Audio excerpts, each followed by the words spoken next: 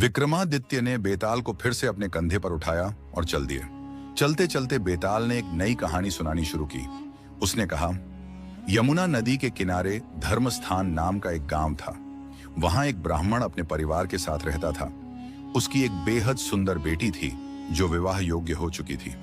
ब्राह्मण अपनी बेटी के लिए वर ढूंढने निकला। इसी बीच एक दिन एक युवक उनके घर आया।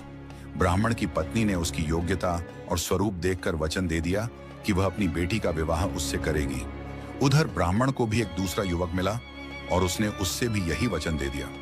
वहीं ब्राह्मण का बेटा जो पढ़ाई के लिए गया हुआ था, उसने भी एक तीसरे युवक से यही वादा कर लिया। लेकिन तभी दुर्भाग्य हुआ।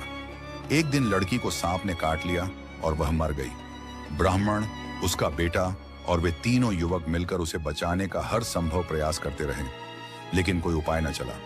अंत में वे सभी लड़की को श्मशान ले गए और अंतिम संस्कार कर दिया।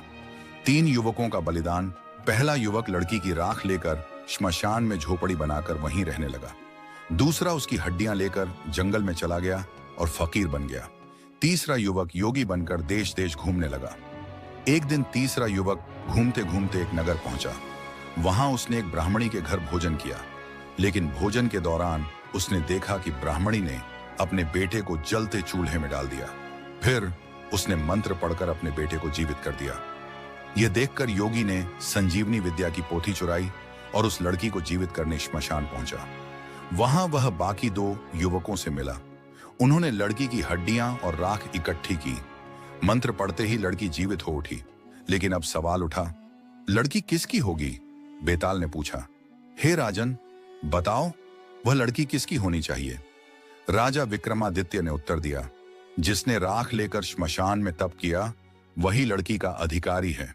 जिसने हड्डियां रखी वह उसके पिता के समान है, और जिसने विद्या के माध्यम से उसे जीवित किया वह उसके गुरु के समान है। यह उत्तर सुनते ही बेताल पेड़ पर लौट गया।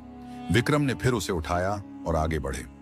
वीरवर का बलिदान। बेताल ने आगे कहा, वर्धमान नगर में रूपसेन नाम का राजा राज करता था। वहां वीरवर नाम का एक योद्धा नौकरी के लिए आया। राजा ने उसे 1000 तोले सोना प्रतिदिन देना स्वीकार किया। वीरवर हर दिन सोने का एक हिस्सा ब्राह्मणों, दूसरा सन्यासियों और तीसरा गरीबों को भोजन कराने में खर्च करता। एक रात राजा ने वीरवर को रोने की आवाज सुनने के लिए श्मशान भेजा। वहां उसने राजलक्ष्मी को देखा, जो कह रही थी कि राजा के घर में दरिद्रता आने वाली है। इससे बचने के लिए देवी के मंदिर में पुत्र की बलि चढ़ानी होगी। वीरवर ने यह सुना और अपने बेटे से बात की। बेटा तैयार हो गया। वीरवर ने अपने परिवार के साथ देवी के चरणों में बलि दी। पहले बेटे, फिर बेटी और अंत में पत्नी ने प्राण त्यागे। वीरवर ने भी आत्मबलि दी। जब राजा वहां पहुंचे और यह देखा तो वह भी बलिदान देने को तैयार हुए। तभी देवी प्रकट हुई और राजा को रोका। उन्होंने वीरवर के परिवार को पुनर्जीवित कर दिया। बेताल ने पूछा, राजन, सबसे बड़ा पुण्य किसका है? विक्रम ने उत्तर दिया, राजा का, क्योंकि राजा ने प्रजा के लिए प्राण देने का संकल्प लिया, जो असाधारण है। यह सुनते ही बेताल फिर गायब हो गया। आगे की कहानी जानने के लिए चैनल को सब्सक्राइब करें।